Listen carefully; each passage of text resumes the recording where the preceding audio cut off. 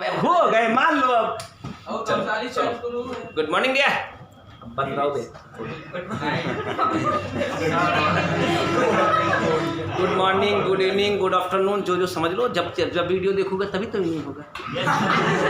अब मान लो तो मैं वीडियो अपलोड करूँगा, सवेरे देखोगे तो गुड मॉर्निंग हो जाएगी, दोपहर में देखोगे गुड आफ्टरनून हो जाएगा, रात को देखोगे गुड नाइट और शाम के लिए गुड इवनिंग। सब है, सब इसमें। चलो वो तो फॉर्मेलिटी वीडियो में सब है। सुनो, टॉपिक आज का बहुत जोरदार है, टेलीस्कोप एंड माइक्रोस्कोप। पहले आप जब तक इसकी कंसेप्ट को राइट अप्रोच के साथ नहीं देखेंगे, जब तक इसके डेरिवेशन को थोड़ा समझेंगे नहीं, रे डायग्राम को नहीं समझेंगे, आप एक बात जान लेना, इसका सवाल हिला नहीं पाएंगे। और इसमें सवाल हिलाएं ना हिलाएं, मैटर है कि इसमें ऑप्टिकल इंस्ट्रूमेंट में इसके थ्योरी का यानी इसके डेरिवेशन, इसके डायग्राम का बड़ा महत्व है। सूक्ष्मदर्शी, रचना कार्यविधि, मैग्नीफाइंग पावर की इक्वेशन, थोड़ी अजीबोगरीब चीज़ है, टेढ़ी मेढ़ी चीज़ है, कम समझ में आने वाली चीज़ है, लेकिन आप कंसंट्रेट करेंगे, हमारे द्वारा दिया गया ज्ञान जो पहले आप रे ऑप्टिक्स में ले चुके हैं उसका संपूर्ण अप्लाई करेंगे तो 100% अप्रोच के साथ आपको समझ में आएगी। है तो रे ऑप्टिक्स ही ना। तो चलिए शुरू करते हैं। दो टॉपिक है इसमें केवल, माइक्रोस्कोप में कंपाउंड माइक्रोस्कोप, सिंपल माइक्रोस्कोप आपसे कोई लेना देना नहीं, 10 के बच्चे पढ़ते थे उसे, और टेलीस्कोप। और टेलीस्कोप में नॉर्मल वाली नहीं, सीधे खगोलीय टेलीस्कोप। तो दोनों को देखिए, तो दोनों आज के लेक्चर में कवर हो जाएंगे। बढ़िया बीच से डायग्राम बनाता हूँ और वहाँ तक चला जाएगा क्या, ये कैप्चर करेगा? हो जाएगा ना, ठीक है। थोड़ा थोड़ा बैक फुट पर चलाता हूँ, ले रहा है ना बढ़िया। चलो, कभी कभी तो हम लोग वीडियो बना रहे हैं आजकल। टेलीस्कोप है माइक्रोस्कोप। तो जो माइक्रोस्कोप होता है उसमें एक लेंस छोटा होता है, एक लेंस, और दूसरा लेंस बड़ा होता है। छोटे लेंस को हम लोग कहते हैं ऑब्जेक्टिव लेंस और बड़े वाले को कहते हैं आईपीस लेंस। ये छोटा वाला इसको थोड़ा और छोटा ही बना देते हैं, थोड़ा ज़्यादा कंपेयर में थोड़ा बड़ा हो गया है, थोड़ा और छोटा बना देता हूँ। फीलिंग बढ़िया आनी चाहिए, दिखना भी चाहिए। विज्ञान पढ़ते हुए हमेशा पॉजिटिव अप्रोच होना चाहिए हमारा। तो ये ऑब्जेक्टिव, क्योंकि वस्तु इधर रखी होगी और आप आंख उधर लगा के देख रहे होंगे। तो this is the FO, this is the FE. O is the objective, E is the eyepiece. तो सुनो, बहुत प्रीमियम कंसेप्ट है, बस समझ में आना चाहिए आपको। देखिए, लेंस छोटा है तो फोकल लेंथ भी छोटी होगी। जिस भी वस्तु को तुम्हें माइक्रोस्कोप से देखना, अच्छा आपने माइक्रोस्कोप देखा है? ओरिजिनल माइक्रोस्कोप देखा होगा, कैसा होता है? वैसे इतना बड़ा सा रहता है। बायोलॉजी के लैब में तो हमेशा देखा होगा, बाकी पैथोलॉजी में तो होता ही होता है, कंपलसरी चीज होती है।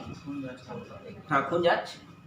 तो ऑब्जेक्ट हमेशा, स्लाइड जो होती है आपकी, वो हमेशा फोकस के इधर ही रखी जाएगी। इधर रख दोगे तो खेल खत्म, दिखवे नहीं करेगा उसको। फोकस के इधर ऑब्जेक्ट आपकी बहुत छोटी सी होगी, नाम हम लोग ए बी देंगे। जो रे प्रिंसिपल एक्सिस के पैरेलल चलती हैं, रे ऑप्टिक्स का नियम है लेंस का। ये लेंस है ना, उत्तर लेंस। वापसी कहाँ से होगी?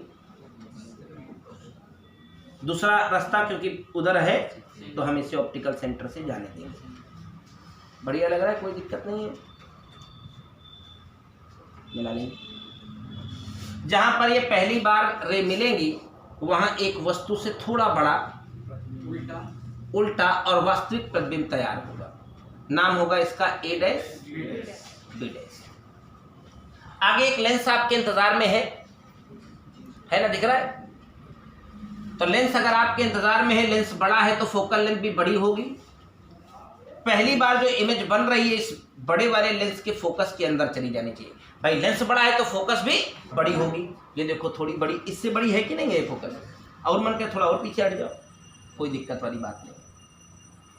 जितना इधर उतना इधर। ये सिंपल फ्री हैंड रे डायग्राम बना रहा हूं मैं, मेरे पास कोई डिजिटल बोर्ड नहीं है, ऐसा कुछ मामला नहीं, लेकिन आराम से आप इसे सीखें। भाई डिजिटल बोर्ड में टीचर दूसरा कुछ थोड़ी ना सिखाएगा, बनाएगा तो इसे ही। आप क्या करें, रे जब प्रिंसिपल एक्सिस के पैरेलल जाते, देखो जो पहली बार इमेज बनी है, ये हम लोग बेसिक रे ऑप्टिक्स में भी पढ़ के आए हैं। पहली बार इमेज बनी हो तो दूसरे लेंस के लिए वस्तु का कार्य करेगी। अब ये मेरी वस्तु है, तो वस्तु से प्रकाश की किरणें चलेंगी, वो कहाँ से निकल के जाएंगी? क्या बात है। दूसरा क्या मामला है? ऑप्टिकल सेंटर से चले जाने का, विदाउट डेविएट हुई ऐसे चली जाएंगी। आप देख रहे हैं कि फोकस के अंदर है तो ये फैलती जाएंगी, तो इनका वर्चुअलाइजेशन करना पड़ेगा। You are about to term virtualization. बिल्कुल, आप इसको ऐसे पीछे आइए, वर्चुअलाइज करिए इसको। ये ऐसे बैक टू बैक यहाँ आएंगी, आप इसका वर्चुअलाइजेशन करेंगे तो आप देख पाएंगे इस लेंस के इधर की तरफ ही जहां वस्तु आपकी छोटी सी रखी थी, काफी बड़ा आभासी प्रतिबिंब आपको दिखाई दे रहा होगा। कई गुना मैग्नीफाइड हो गया ये, 500 गुना, 200 गुना, इतना बड़ा हो जाएगा। जो छोटी सी ऑब्जेक्ट थी ए बी, उसकी पहली बार हल्की magnified image A dash B dash बनी, और फिर finally A double dash B double dash बहुत ज्यादा मैग्नीफाइड हो गई है।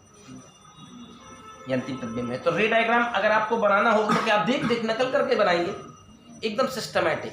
पहले ये बनाएंगे, वस्तु लेंगे, प्रतिबिंब बनाएंगे, वो प्रतिबिंब दूसरे के लिए वस्तु का कार्य करेगा। तो आप अगर ये आ जाता है, इतना बना के भी चले जाते हो, तो अगर ये 4 का है तो 2 कोई काट नहीं सकता है। ये ध्यान देना। आपको वहां से ऑप्शन में कोई चीज नहीं आ रही है और कोई माइक्रोस्कोप के बारे में आपसे पूछ रहा है और आपको रचना कार्य विधि तो बात की बात है, लिखना बात की बात है, पहले डायग्राम बन जाएगा तो आधा काम तो हो गया, 50%। तो आपसे पूछ कहेगा सरल संयुक्त सूक्ष्मदर्शी का चित्र बनाते हुए रचना कार्य विधि तथा आवर्धन क्षमता का सूत्र स्थापित करिए, तो पहले डायग्राम बनाएंगे। रचना में क्या, अब बता दें दुनिया को कि संयुक्त सूक्ष्मदर्शी में 2 लेंस होते हैं, एक नली में दोनों लेंस फिट होते हैं। एक का लेंस का नाम ऑब्जेक्टिव लेंस, दूसरे लेंस का नाम आईपीस लेंस होता है। अंग्रेजी लिख दो चाहे हिंदी लिख दो यार, क्या दिक्कत। अभिदर्शक और नेत्रिका। अभिदर्शक लेंस का द्वारक छोटा होता है, नेत्रिका लेंस का द्वारक बड़ा होता है। ठीक, किसी भी वस्तु का जिसका प्रतिबिंब हमें देखना होता है या जिसका इमेज हमें बड़ा मैग्नीफाइड करके देखना होता है, उसको अभिदर्शक लेंस, वो अभिनेत्र लेंस, ये नहीं अभिदर्शक, अभिदर्शक, अब यही देखिए अंग्रेजी में वर्ड गड़बड़ा रहा है। अभिदर्शक लेंस के बाईं ओर रखते हैं, उसका पहली बार एक थोड़ा magnified image A dash B dash दूसरी तरफ प्राप्त होता है। दूसरी तरफ प्राप्त हुआ प्रतिबिंब उस दूसरे नेत्रिका लेंस के लिए वस्तु का कार्य करता है और अंत में एक मैग्नीफाइड इमेज हमें मिल जाती है। हो गया, रचना और कार्य विधि हो गई। अब चले मैग्नीफाइंग पावर की ओर। वो सबसे महत्वपूर्ण है यार, थोड़ा अटपटा है, थोड़ा अजीबोगरीब है, बट एकदम कॉन्सेप्ट को लेना। देखो, दुनिया में जितने ऑप्टिकल इंस्ट्रूमेंट अब तक बनाए गए हैं, सबके लिए मैग्नीफाइंग पावर, यानी अगर वो इमेज को मैग्नीफाइड कर रहा है, बड़ा ही कर रहा है, तो मैग्नीफाइंग पावर का एक ही इक्वेशन है, आवर्धन क्षमता। मेरे मुंह से बार बार मैग्नीफाइंग पावर निकलेगा तो समझना वो आवर्धन क्षमता है। ठीक है, और दुनिया में हर एक ऑप्टिकल इंस्ट्रूमेंट के लिए मैग्नीफाइंग पावर या आवर्धन क्षमता का एक ही सूत्र बना है, m is the magnifying power is equal to beta upon alpha. Beta upon, sir वो फिर उल्टा बनेगा ना सर, देखिए। बिल्कुल बिल्कुल, वो उल्टा ही दिखेगा। जो आप देखते हैं स्लाइड में वो आपको उल्टी इमेज दिखती है, बट वर्चुअल होती है। स्लाइड देखते हैं ना आप, आपके ब्लड का स्लाइड बनाया जाए, आप देखेंगे जब उसमें, तो जो आरबीसी डब्ल्यूबीसी हैं या क्या कहते हैं वो, जब हम लोग डेंगू हो जाता है, पैकेट काउंट्स होती हैं, तो पैकेट का डिज़ाइन एकदम बढ़िया गुलाबी गुलाबी होती हैं, समझ रहे हैं। पैकेट गुलाबी गुलाबी रेड, जो आरबीसी होंगी एकदम रेड कलर की, वाइट बीसी वाइट कलर की होंगी। जो पैटलेट्स होती हैं हल्का गुलाबी रंग की होती हैं, वो अलग से आप उनको काउंटर कर सकते हैं, उनको गिन सकते हैं, आप देख सकते हैं आराम से, वो दिखती हैं माइक्रोस्कोप में, समझ रहे हैं। वो एकदम बढ़िया से दिखती हैं। हाँ, उल्टी ही दिखेगी, वो जैसी वो साइज होगी उसकी उल्टी दिखेगी, बड़ी सी, काफ़ी इतनी बड़ी दिखेगी अच्छे से। तो मैग्नीफाइंग पावर का एक ही क्वेश्चन है दुनिया में, m is equal to beta upon alpha, that's all. तो आप सुनो, यहाँ बीटा और अल्फा क्या है, यही जब आप समझ जाएंगे तो उस दिन मैग्नीफाइंग पावर आपकी समझ आ जाएगी। इसलिए सारा ध्यान सब कुछ छोड़ करके, डायग्राम बन गया है, लिखने वाला काम आप कर लोगे, सारा काम छोड़ करके सबसे पहला काम किसके ऊपर फोकस करें हम लोग, ये बीटा अल्फा कौन है। तो अल्फा के बारे में लिख रहा हूँ, ध्यान से समझिएगा। जो अल्फा के बारे में समझेगा वही बीटा को समझ पाएगा। मैं अंग्रेजी में लिखूंगा, इसकी हिंदी अपने आप समझ जाएंगे आप। अब इसको हिंदी में लिखते बनता भी नहीं मुझे। Angle made by object, angle made by object at our eye, at our eye, when it is placed, it is placed at least distance of distinct vision, LD of DV, least distance of distinct vision। हम हिंदी में बोलता हूं,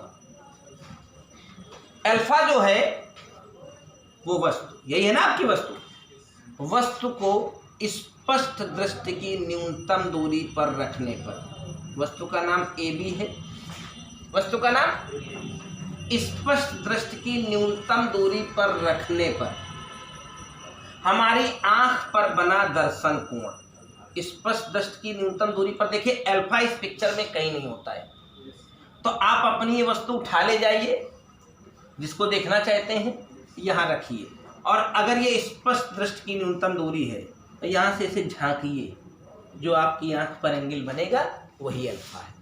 तो इस picture के हिसाब से अगर मैं आपसे कहता बाबू tan अल्फा कितना है, तो आप क्या बताइएगा? ना समझे क्या?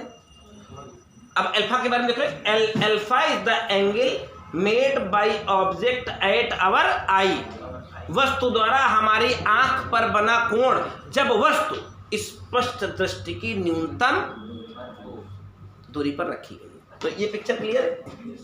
बीटा क्या है? Beta, beta is the angle made bye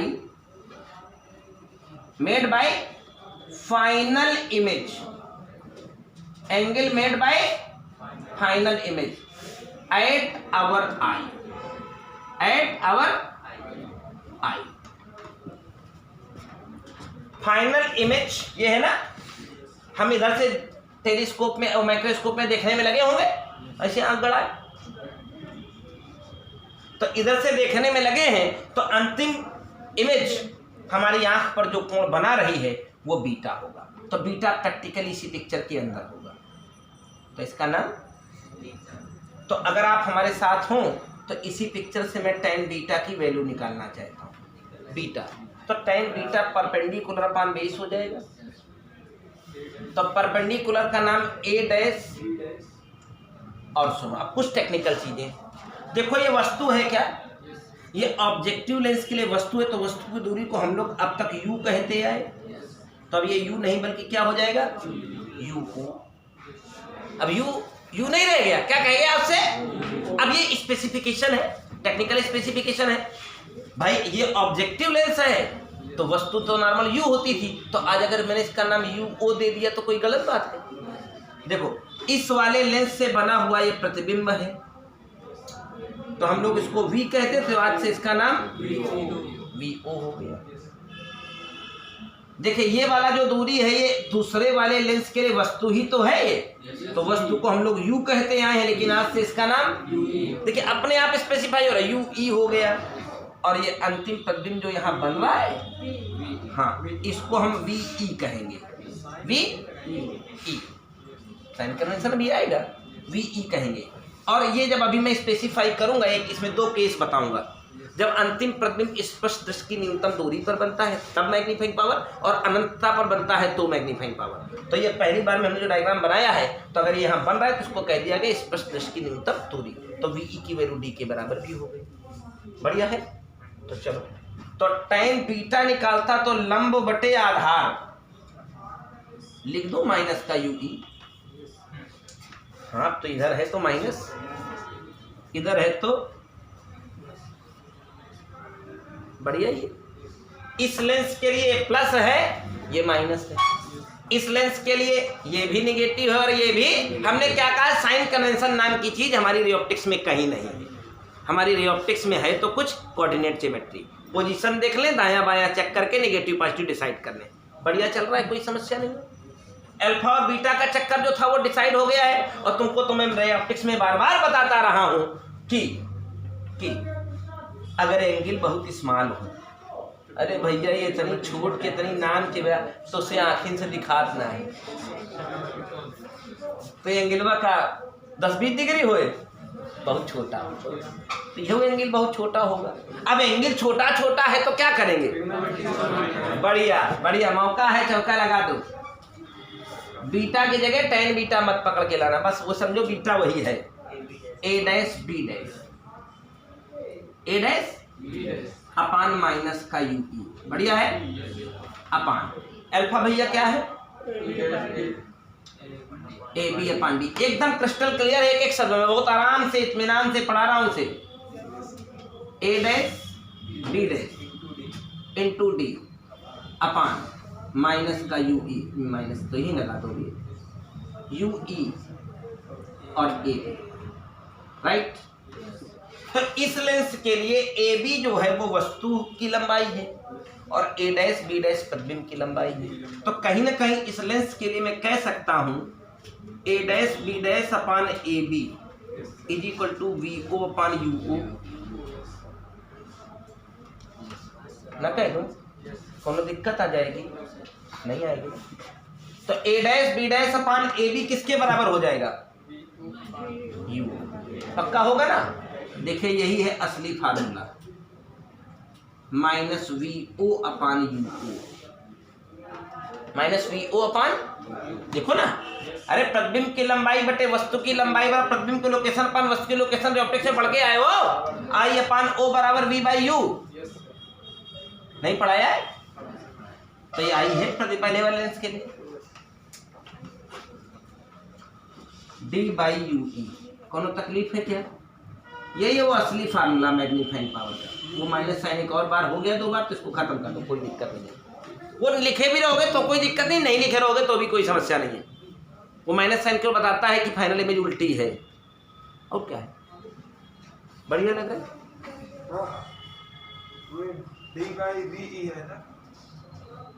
मालिक, ये हमार भी ऐसे ही बना था भैया, कहा है सबके सामने बेइज्जती करवाता मालिक। अरे वीडियो बन रहा है भैया, देखा तुम लोग को समझ ले, अब पता चला रोज कंफ्यूज हो जाए मित्रा भी देखो ऐसा होता है, यूँ ऐसा होता है, समझ गए? देखो यही असली फार्मा, इसी के चक्कर में मैं आया था, लेकिन अभी काम पूरा नहीं हुआ है। देखिए कितनी सरल सी बात है। अब इसमें फर्स्ट केस स्टडी करेंगे, when final image formed at least distance of distinct vision, जब अंतिम प्रतिबिंब स्पष्ट दृष्टि की न्यूनतम दूरी पर बनता है। तो आप हमें बताएं अंतिम प्रतिबिंब बनाने वाला कौन? ये वाला कि ये वाला? अंतिम प्रतिबिंब कौन सा लेंस जनरेट करता है? तो भैया लेंस का फार्मूला हम लोग पढ़े हैं, तो 1 अपान एफ ही, 1 अपान V जो है वो इधर चला गया है, माइनस डी के बराबर हो गया है भैया वहाँ है, और लेंस फार्म में माइनस होता है 1 अपान यू ए, लेकिन ये वो नेगेटिव साइड में है, इधर ही रहे ना, तो पॉजिटिव। तो अगर इस इक्वेशन को रीसिम्प्लीफाई करें और आपसे 1 अपान यू ई का मान मांगूं मैं, 1 अपान यू ई का, तो इसको इधर भगा दूंगा तो 1 अपान एफ ही पक्का हो जाएगा। तो मैग्नीफाइंग पावर का स्पेशल फार्मूला आपके सामने पेश है, ये फाइनल फार्मूला है, m is equal to V O upon you O, कोई दिक्कत नहीं है ना? d की जगह d है और 1 अपान यू ई किसके बराबर है? 1 अपान यू ई तो बचा है, जिसकी जगह हम और आप सब मिल करके 1 अपान एफ ई प्लस 1 अपान डी ले सकते हैं। मैं इस वाले एक्सप्रेशन से इतने हिस्से से डी कॉमन लेना चाहता हूं, तो अपनी गणित में तो सब कुछ परमिशन है। V O upon you o, d common है तो डी बाहर, यहाँ 1 plus D by F e, नहीं समझे? ये 1 हो जाएगा, डी यहाँ चला आएगा ना, डी चला गया। यही वो फार्मूला है जिसको अगर आपने क्लास 10th में पढ़ा हो, रे ऑप्टिक्स पढ़ाई गई हो, लेकिन क्लास 10th में इसे हटा ही दिया गया है। तो ये फार्मूला पहले 10th के बच्चे जब पढ़ते हुए आते थे, तो इस फार्मूले को जरूर पढ़ के आते थे वो लोग, लेकिन डेरिवेशन नहीं होता था। हाँ 19 से नहीं है, तुम लोग के ज़माने से नहीं है। तो देख ले, ये मैग्नीफाइंग पावर का इक्वेशन है, m is equal to V O upon you o 1 plus D by f v. यहाँ माइनस लगा होगा तो कोई कंफ्यूजन वाला मामला तो नहीं है, आपको रिलीज कर लेना, वहीं का माइनस यहाँ रख लेना, ठीक है ना। तो ये था मैग्नीफाइंग पावर की इक्वेशन। जब अंतिम प्रतिबिंब कहाँ बना है? स्पष्ट दृष्टि की न्यूनतम दूरी पर। इसका केस 2 भी होगा इसका मतलब। अब देखो मैं तुमको जुगाड़ बताता हूँ, साइंस को बिल्कुल साइंटिफिक अंदाज में देखिएगा। यहाँ कोई भड़बड़ाहट तो नहीं है, कोई ऐसी बात तो नहीं है कि यार ये कैसे यू ओ या फी भी क्या हो गया है, ऐसा कुछ नहीं ना, आसानी से। अब सुनो, अगर हम एक काम करें, इसलिए क्योंकि इसमें पाइप लगी रहती, पाइप में होते फिट होते हैं, आगे पीछे कर सकते हैं। इसको थोड़ा पीछे खिसकाएं, खिसका करके ये वाले पॉइंट को इसके ऊपर ले आए, बताओ क्या होगा। ये वाला पॉइंट खिसकते खिसकते मेन फोकस है ना, ये वाले, इस वाले का सेकेंडरी फोकस है। इसको खिसका लें और ये पॉइंट इसके ऊपर आ जाए, तो मतलब ये जो पहली बार बना प्रतिबिंब है, जो इसके लिए वस्तु का कार्य करेगा, वो फोकस के ऊपर आ गया, तो अंतिम प्रतिबिंब कहाँ चला जाएगा? तो इसी में केस 2 होता है। देखो वीडियो में पहुंच रहा है कि नहीं? नहीं पहुंचेगा, उसको छोड़ो। ये पहुंच रहा है कि नहीं? बैटरी कम होगी, चलो यार हटो, ठीक है, बढ़िया है, थोड़ा ठीक है ना। चलो कंटिन्यू कर देता हूँ, चलें। तो इसी का केस 2 स्टडी करेंगे। केस 2 क्या है? When final image form eight infinite.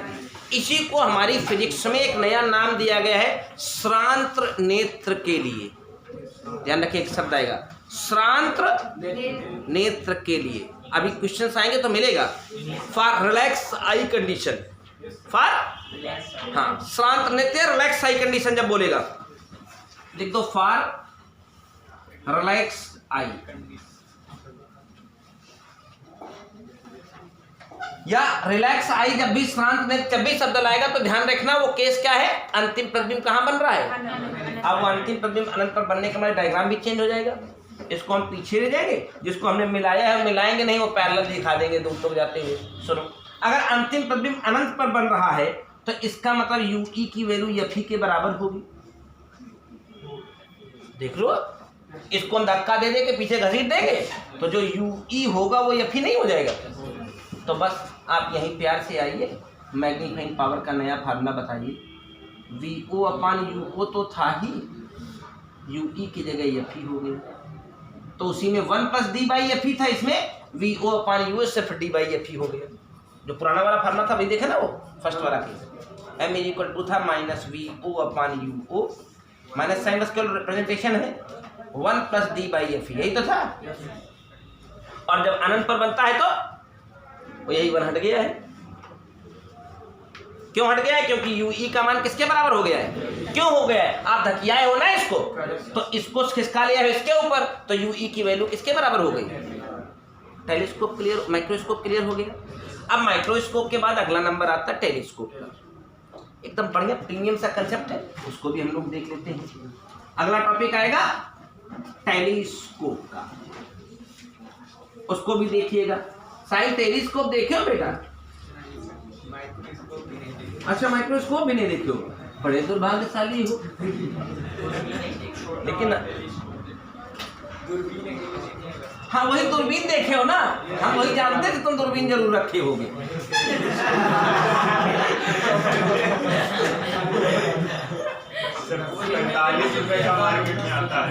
अरे इसकी चाल चलन से मैं बहुत अच्छे से वाकिफ हूँ।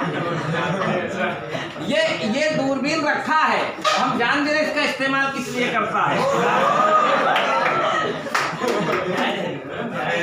दूर की चीजें पास करके देखता है, दूरदर्शी से जूम भी कर लेता है, दूसरे की चीजों में हाजिर हो पाता है। देखो भाई, लो भैया, ये देखना भाई, इसको नजर में रखना आप लोग मामला। अब इसका मतलब ये दूरदर्शी, तो दूर का दर्शन कराने वाली।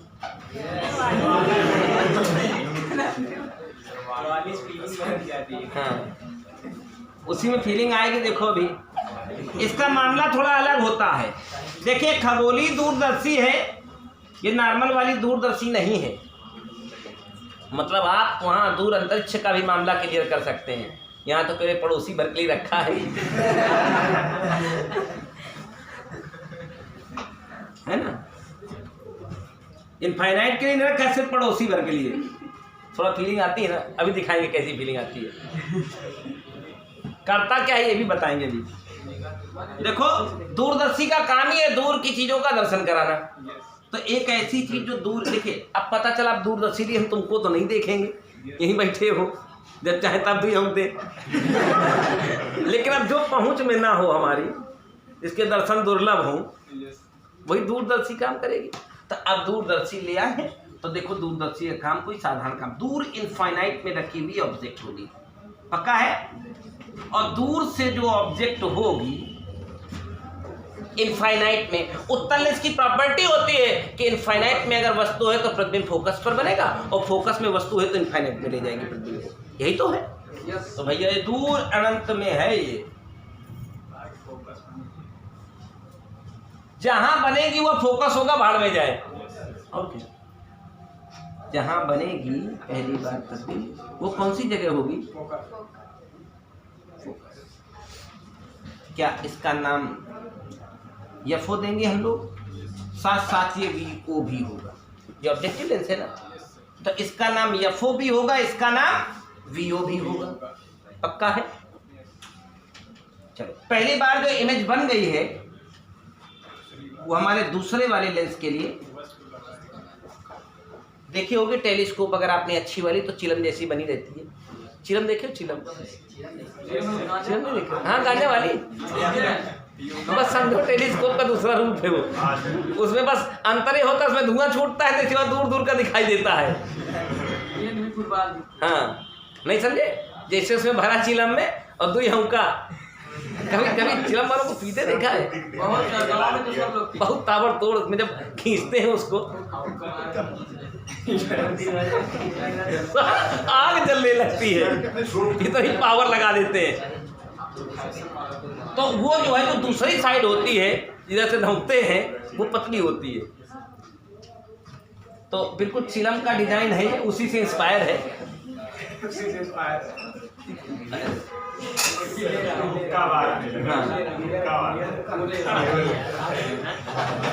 तो चिलम अगर आपने देखी हो तो बिल्कुल चिलम का डिजाइन और टेलीस्कोप का डिजाइन बिल्कुल सेम होता है। बाहर से लगेगा चिलम लेके जा रहा है कोनो, थोड़ा बड़का वाली।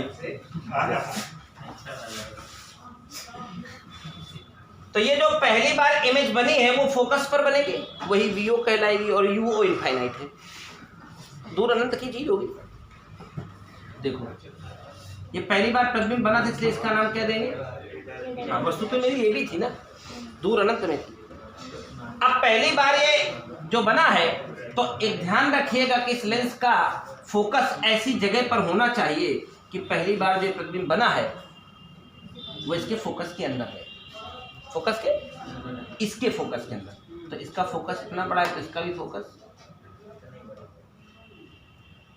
मेले में अगर विज्ञान प्रदर्शनी लगी होगी तो आपको देखने को मिल सकती है, इस तरह से देखे थे ना? हाँ, तो लगी होगी तो आपको देखने को मिल सकती है। तो ये फिर क्योंकि आईपीस लेंस है इसलिए इसका नाम एफई हो जाएगा। तो आपको तो एक बात पता ही है कि जब पैरेलल, देखिए पहली बार बना प्रतिबिंब जो कि वास्तविक प्रतिबिंब है कि नहीं है, वो इस लेंस के लिए किसका कार्य करेगा? चलने दीजिए, फिर जाएंगे कहाँ? फोकस, इधर फोकस के अंदर ही है आप, ऑप्टिकल सेंटर से ये फैलती जाएंगी, कभी मिलेंगी नहीं। कल्पना तो तुम्हारी बच्ची है भी ना, देखिए कल्पना गई तो नहीं कभी, देख लेना ठीक देखो ये हुआ क्या, वो जो दूर तक दिखती नहीं थी इसको, वो आ गई इसके टेलीस्कोप के अंदर लगाए बैठा था। हाँ वही है, कल्पना ही तुम्हें देख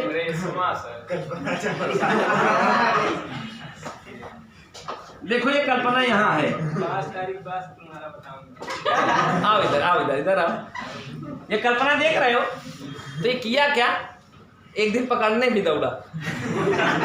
सोचा बहुत पास आ गई है, गले तो लगा ही ले, लेकिन ठीक है, वो कल्पना, वो तो दूर अपने यहाँ थी, फोकस किया था लेकिन खो गया फोकस में।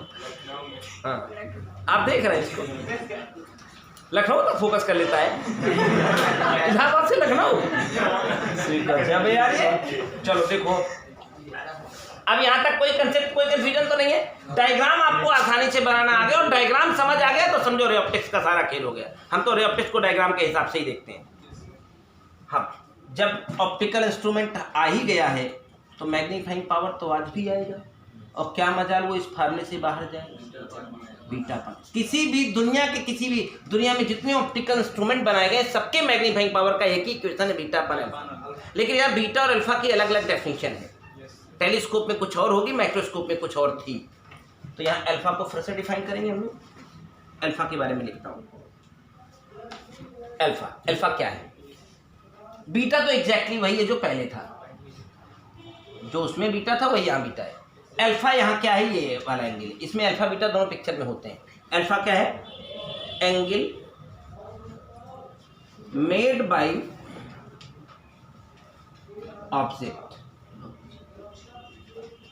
Angle made by object when, angle made by object at our eye कर दो, क्योंकि हम आंख से उधर देखने में लगे ही होंगे। यह made by object when it is placed, it is at actual location, actual वस्तु अपनी एक्चुअल लोकेशन पर होते हुए हमारी आंख पर जो कोण बनाती है उस कोण को हम क्या कहते हैं? अल्फा। और बीटा के बारे में हमने बताया भी, angle made by final image, made by at our eye, at our eye, अंतिम प्रतिबिंब द्वारा हमारी आंख पर बना कोण बीटा है। और अल्फा क्या है? वस्तु अपनी एक्चुअल लोकेशन पर होते हुए जो कोण बनाती है वो कोण अल्फा। तो अब पिक्चर से हम तो लोग tan अल्फा tan बीटा बड़ी सरलता से निकाल लेंगे। बताओ tan अल्फा कितना है? क्या लंब बटे आधार a dash b dash upon F ही कर दे। tan बीटा कितना है रोनित? हाँ वही a डैश b डैश अपान पक्का यू ई कर दे। Tiwari Mishra ji, a dash b dash हो गया लंब बटे आधार, यही तो मेरा यू ई था, बाई साइड था, माइनस कर दीजिए, बढ़िया लगेगा, कोई तकलीफ? अब तो पता है ऑप्टिकल इंस्ट्रूमेंट के मैग्नीफाइंग पावर का एक ही फार्मूला दुनिया में बना है, m बराबर बीटा अपान, और ये ट्रिग्नोमेट्री छोड़ने की तो आपकी आदत सी हो गई है, आज फिर छोड़ देते हैं। जब आप इसे छोड़ देंगे बाबूजी लोग तो a dash b dash upon minus का यू ई, और वो a dash b dash upon F जरूर होना चाहिए। a डैश b डैश को निपटा दे, minus F O upon you ई। देखिए ये असली फार्मूला है, यही मैग्नीफाइंग पावर का असली फार्मूला है, माइनस एफ ओ अपान। उम्मीद करता हूं समझ पा रहे होंगे इसे। अब आगे, अब इसमें कंडीशन आएगी। फर्स्ट कंडीशन क्या आती थी? जब अंतिम प्रतिबिंब स्पष्ट दृष्टि की, भैया ये काफी जो अच्छी टेलीस्कोप होती है, जो खगोलीय दूरदर्शी होती है, वो 1 मीटर के करीब लंबी होती है। और अगर बढ़िया क्वालिटी का टेलीस्कोप देखना है तो आप तो इलाहाबाद में हो, वो क्या कहते हैं जवाहर प्लेनेटोरियम है वो आनंद भवन में, आप वहाँ चले जाइए। वहाँ कुछ 80 रुपये का टिकट होगा मेरे ख्याल से, तो वहाँ आपको पूरा बढ़िया से टेलीस्कोप भी देखने को मिलेगा, और तमाम खगोल विज्ञान की तमाम सारी लेटेस्ट घटनाएं, और आपको एक एक्वेरियम में बैठा दिया जाएगा एक ऐसी जगह जहाँ बिल्कुल आपको दिन में अंधेरा नजर आएगा, बिल्कुल आप जैसे लगेगा अंतरिक्ष में पहुँच गए हैं। हाँ, तारामंडल जिसको कहा गया, समझ रहे हैं? आप वहाँ जाकर के बढ़िया क्वालिटी का टेलीस्कोप देख सकते हैं, इंटरनेशनल स्टैंडर्ड का टेलीस्कोप है वो। हाँ, मतलब वो नॉर्मल टेलीस्कोप नहीं है, इंटरनेशनल स्टैंडर्ड का टेलीस्कोप है। जब कोई बड़ी खगोलीय घटना होती है तो कई सारे वैज्ञानिक जो हमारे इलाहाबाद विश्वविद्यालय के हैं वो सब लोग यहीं पर आते हैं और उसी टेलीस्कोप से फिर वो घटना देखी जाती है। वो एक बड़ी चीज़ है। तो ये अंतिम प्रतिबिंब अगर स्पर्श दृष्टि की न्यूनतम दूरी पर बनती है तो इसका टेलीस्कोप करीब 1.5 मीटर लंबी होती होगी, तभी तो उसके बीच में 25 सेंटीमीटर आएगा। तो इसको हमने कह दिया VE और ये किसके बराबर हो गया? तो VE की वैल्यू हो गई D। तो अंतिम प्रतिबिंब कहेंगे when final image formed at least distance of distinct vision, बस डी लिखा LD और DV। जब अंतिम प्रतिबिंब स्पष्ट दृष्टि की न्यूनतम, आप बताओ अंतिम प्रतिबिंब बनाने के लिए जिम्मेदार कौन है, ये लेंस की ये लेंस? तो लेंस का फार्मूला भी तो यही लगेगा, 1/Fe बराबर 1/VE माइनस, और देखिए VE की वैल्यू -3 हो जाएगी, यहाँ प्लस बन जाएगा, UE नहीं होगा, बोलो। अरे बस प्रतिबिंब हमारा D पर बना है, बाई साइड माइनस आ गया, माइनस फार्मूले में होता है तो माइनस प्लस बना गया। बताओ यहाँ से Fe की क्या वो ये वैल्यू क्या आ गई? वही सीन आ गया, 1/UE की वैल्यू 1/Fe प्लस 1/D। यही UE की वैल्यू को उठा के यहाँ सजाइए और मैग्नीफाइंग पावर का इक्वेशन पाइए। तो m की इक्वेशन की चाहत में आए हैं अगर हम, तो क्या कहते हैं, -F 1/UE की जगह 1/Fe प्लस 1/D। अब Fe कॉमन कर लीजिए, क्या कॉमन कर लीजिए? तो -F और 1 plus Fe by D, that's all. यही है वो फार्मूला जिसके चक्कर में आप आए और ये फार्मूले न्यूमेरिकल लगाएंगे। अब इनका और कोई काम नहीं है, न्यूमेरिकल लगाने में यूज में आएंगे और कहाँ मिठाई बांटेंगे कहाँ यहाँ। आपका डेरिवेशन क्लियर हो रहा है, डायग्राम बना पाएंगे आप। सबसे महत्वपूर्ण है ये रे डायग्राम, और ये रे डायग्राम कोई आपके नई चीज़ नहीं है। ऐसे तमाम सवाल हम आपको जब वाला चैप्टर कर रहे थे लेंस वाला तो उसमें लगा के आए, ऐसे तमाम केस। अब इसमें एक अंतिम केस, सेकंड वाला case, when final image form at infinity, जब अंतिम प्रतिबिंब दूर अनंत पर बनता है या श्रांत नेत्र के लिए, हाँ श्रांत नेत्र के लिए अंतिम प्रतिबिंब कहाँ बनता है? अंतिम प्रतिबिंब अनंत पर बनता है। भैया अंतिम प्रतिबिंब अनंत पर बनना चाहिए तो इसके लिए इस वस्तु को फोकस पर आना चाहिए, थोड़ा धकिया दीजिए, ये पोजीशन अपने आप इसके ऊपर चली जाएगी। तो जो UE है वो सीधा Fe हो जाएगा, जो UE है वो क्या हो जाएगा? अब UE के जगह आप Fe कर देंगे तो मैग्नीफाइंग पावर का इक्वेशन -F/Fe हो जाएगा। समझ गए कि नहीं? बहुत सारे सवाल, अगर आप इसकी थ्योरी पर आप कंसंट्रेट हो गए, समझ में आ गए तो सारे सवाल भी लग जाएंगे, और नहीं तो अजीबो गरीब घटना दे दे करके न्यूमेरिकल शुरू कराता है इसकी, बाकी लगाने पर पता चलेगा। थ्योरी क्लियर हो गई है, चैप्टर खत्म।